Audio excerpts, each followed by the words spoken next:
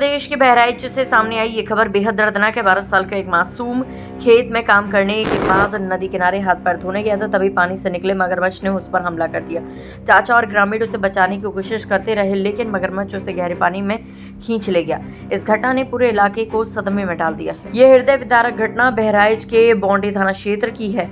बताया जा रहा है कि 12 वर्षीय सुनील अपने चाचा के साथ धान की रोपाई करने गया था। शाम को काम खत्म होने के बाद दोनों घाघरा नदी किनारे हाथ पैर धो रहे थे, तभी अचानक नदी से एक मगरमच्छ निकला और सुनील के पैरों को अपनी जबड़ों में दबोच लिया।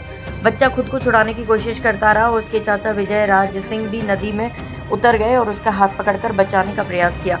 आसपास मौजूद ग्रामीणों ने भी ईंट पत्थर और बांस की मदद से मगरमच्छ को भगाने की कोशिश की, लेकिन वह बच्चे को छोड़ने के बजाय उसे गहरे पानी की ओर खींच ले गया।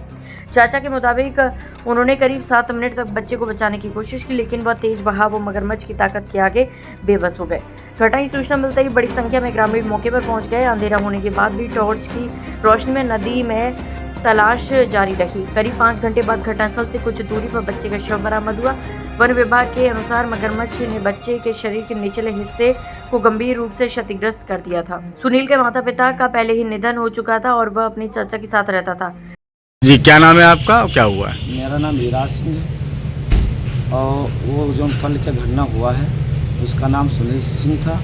उसका पति, उसका माँ बाप बीत गए, ख़त्म हो गए थे। वो मेरे सहारे जी रहा था। वो मेरे साथ में गया था, मेरे साथ में टहल रहा था।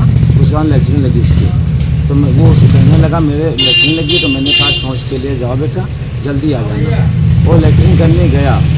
उसके बाद में जैसे सोच के लिए गया, वो पता नहीं कहाँ बैठा था, मगरमच्छ ने झपट के उसका पैर पकड़ लिया। जैसे पैर पकड़ा उसने, मैं उसी वक्त छलांग लगा दिया।